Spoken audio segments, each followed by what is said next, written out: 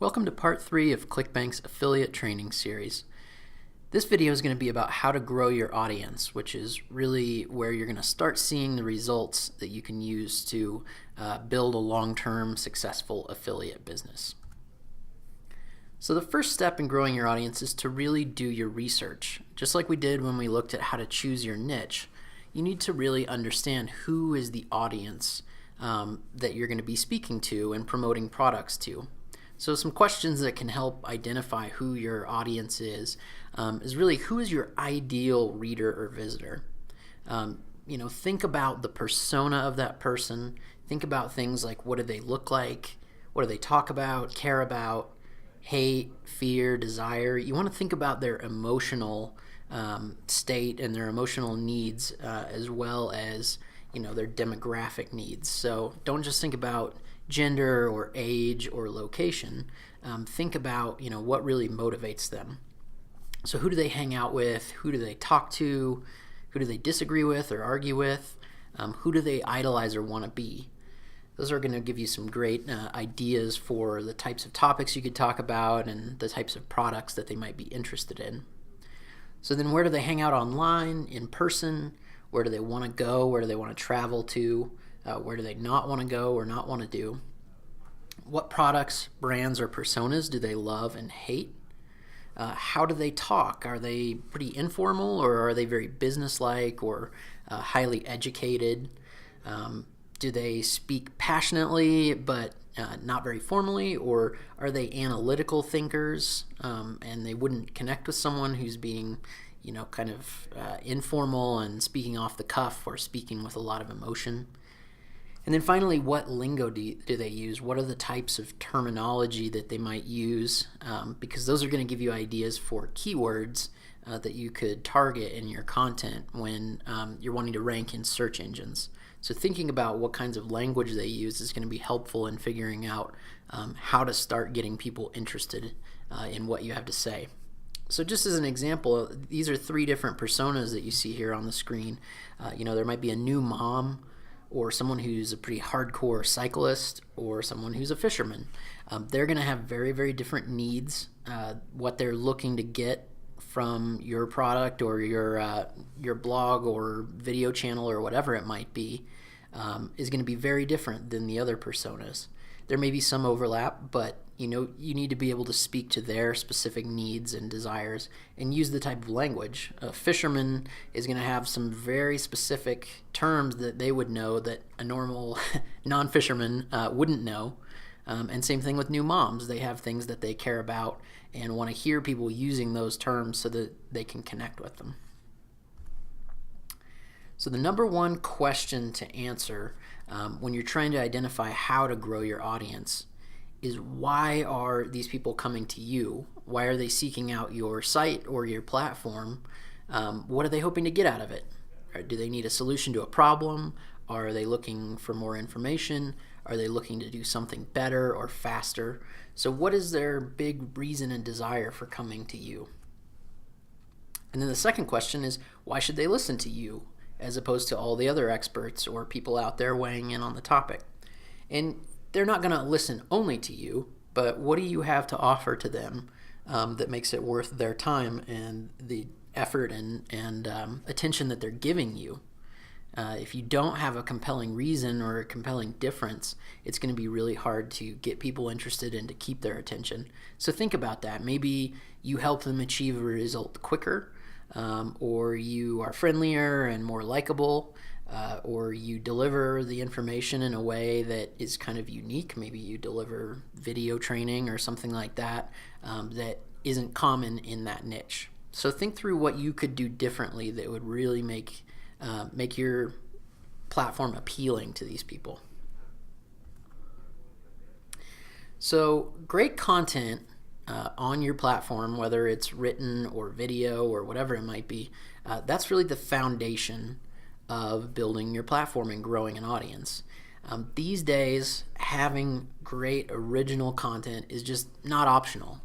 There's so much out there in terms of people that are creating information and sharing information that if your stuff is just a Me Too rehash of what's already out there, it's likely to get ignored.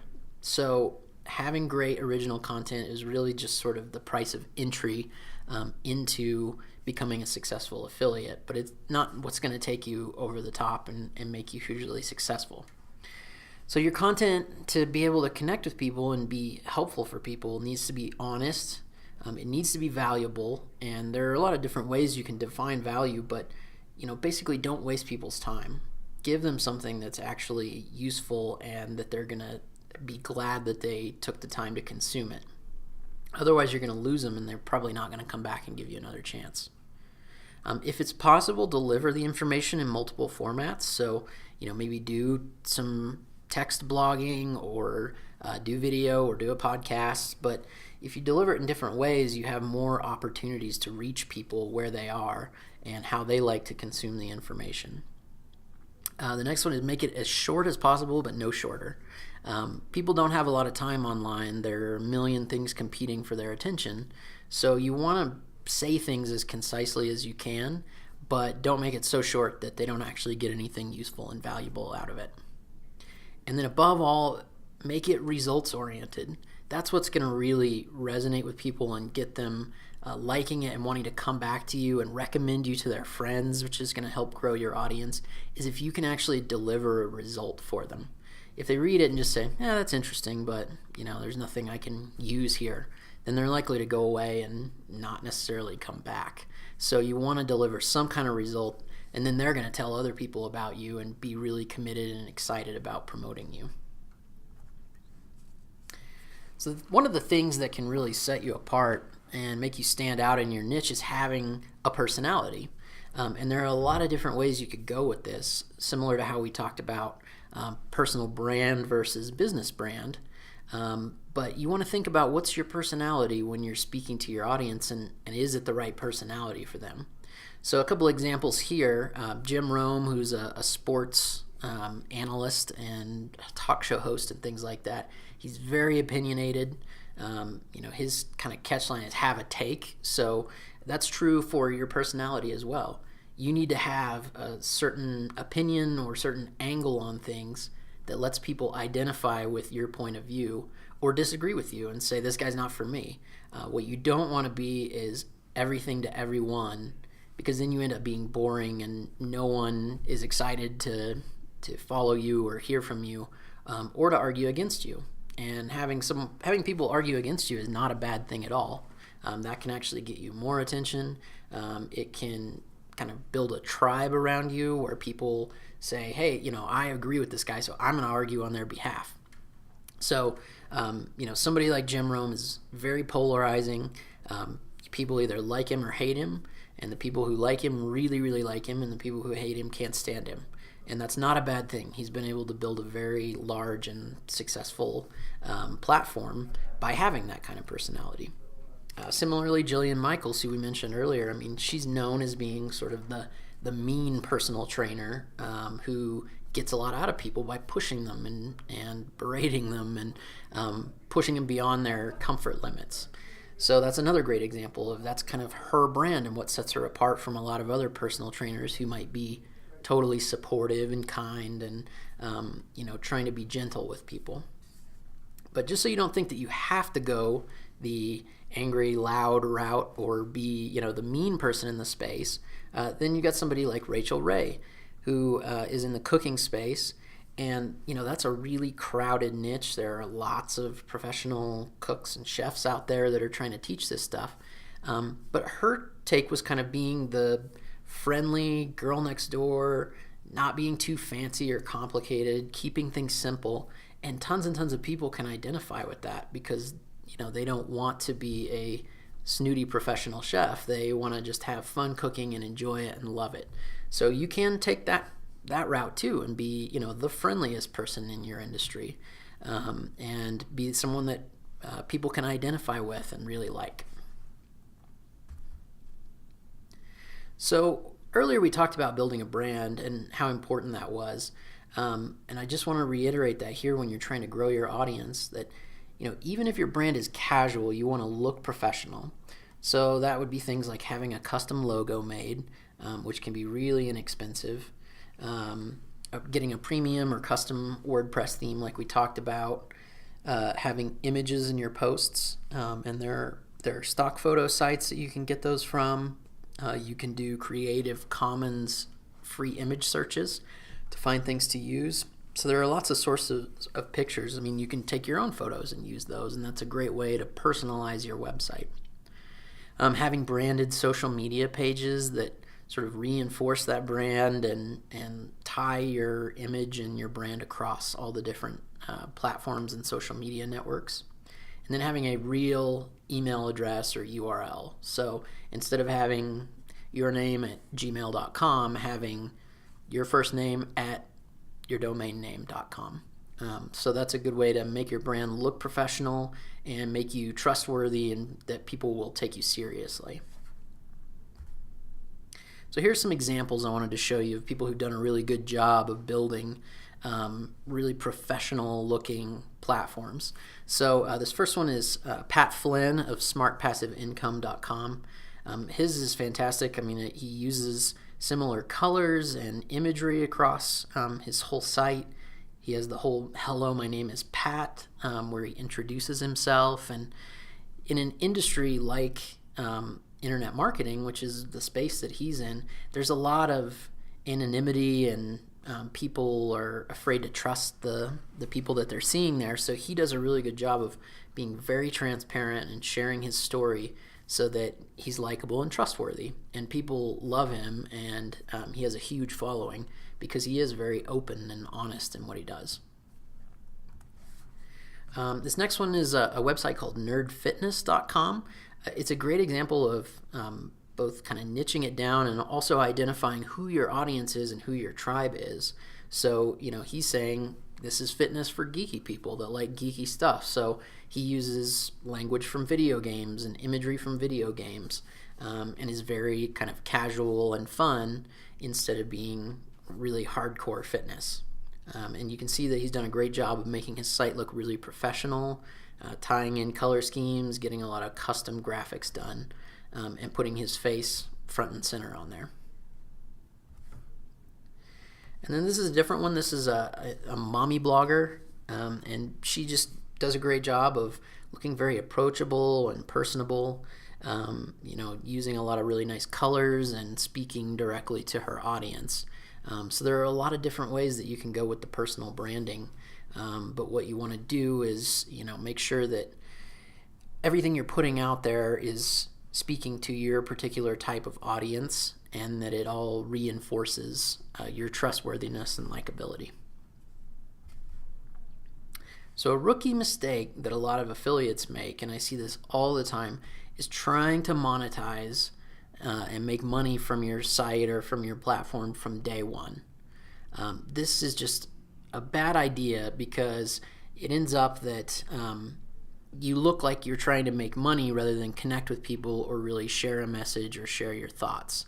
So you're much better off focusing on building your audience, putting out good content, connecting with important people in your industry, than immediately slapping up advertisements on your website from day one, or your first post on your blog or on your YouTube channel or whatever it is an affiliate promotion. You're going to have plenty of time to make money once you have an audience in place. But if you're trying to make money from people on day one, they're not going to have any reason to trust you or like you or want to come back and listen to you again. They're going to feel like you're trying to take advantage of them. So build an audience first. You can start monetizing relatively early on, but just don't do it right off the bat. I see way too many sites that have ads slapped up in every open spot on their site, and it looks terrible. It looks like someone who's just trying to make money from every visitor. So instead, cultivate that trustworthiness and audience. The next big piece of growing your audience is adding value to the community. And to the community, I mean the community that's in your niche. So you can do things like really participating in forums. Don't go into forums and just start posting links or that kind of thing, but get in there and have real conversations with people. Figure out who the kind of power players are in your niche and build real relationships with them. Support them. Do good things for them, share information that's going to be helpful to people, and the people in that niche will start looking to you as an expert and start coming to your website and consuming your content or signing up for your newsletter. So you want to get in there and really be real with people and do a good job of demonstrating your value to that community. So similarly, get active in Facebook groups in your niche. Network on Facebook and Twitter with the people that are decision makers or that are players in your niche, and they don't necessarily have to be the absolute A-level people that are hard to get a hold of. Start with people that are kind of at your similar level or that are maybe a little bit more advanced than you. That's going to be way easier than trying to connect with someone who is constantly getting bombarded with emails or requests to connect. Do guest posts on blogs in your niche. This can be huge. This is a great way to get your name out there and get your reputation going, start getting traffic.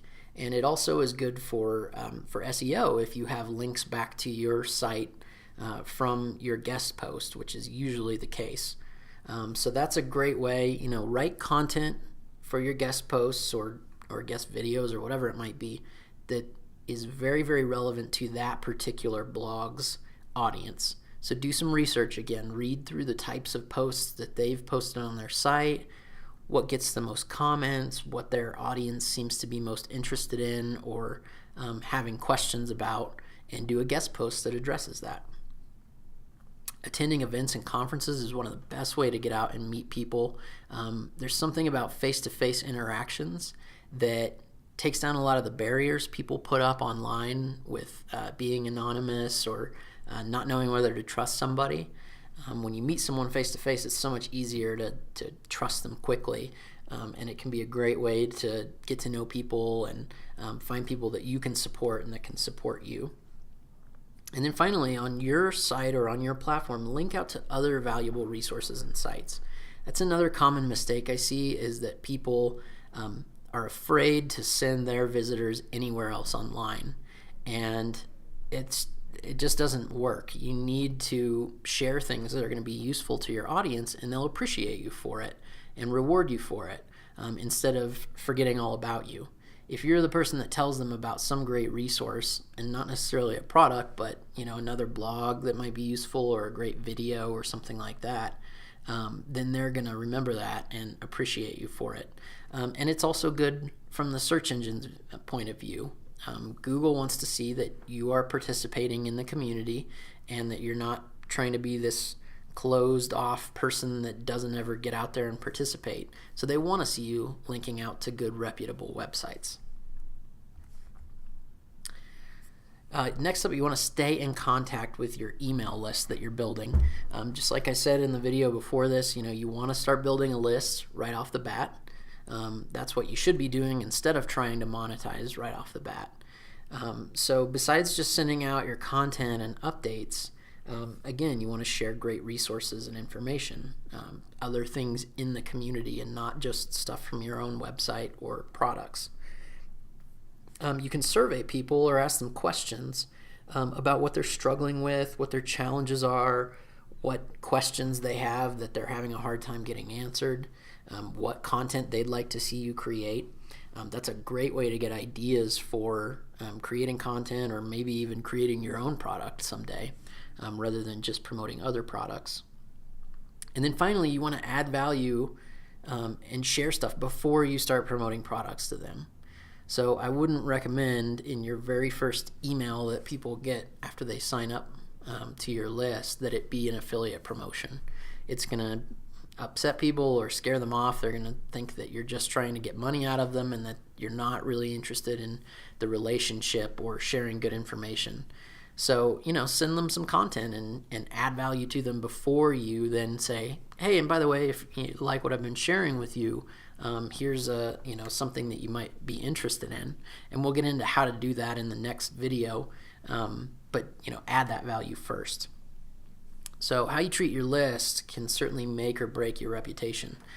Having a list is one of the most powerful things you can do to be successful as an affiliate. And if they feel like you're just constantly bombarding them with affiliate promotions, they're going to get upset by that and unsubscribe from your list. So you want to be a hero to them. You want to be the person that they look forward to getting your email in their inbox. Okay, so this is a big one. This is the secret to affiliate success, really. It's just one word. Think about what your guess would be on this. So that word is consistency.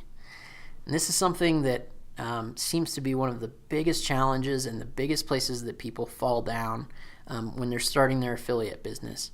Is they get into it, they get really excited, they do a bunch of work for a week or two, and then get discouraged that they haven't made any money yet and give up completely.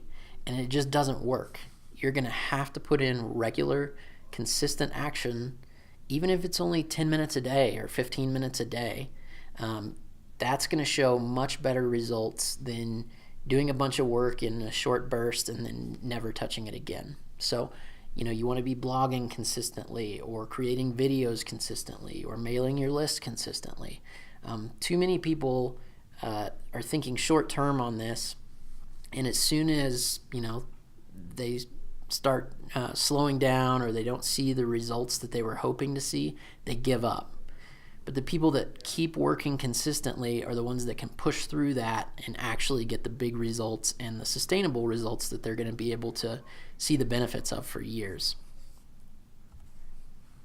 So that's it for this video. In the next and final video, we are going to talk about how to actually go about referring products in a way that's going to be successful and is going to make you money. So thanks for watching, and I'll see you there.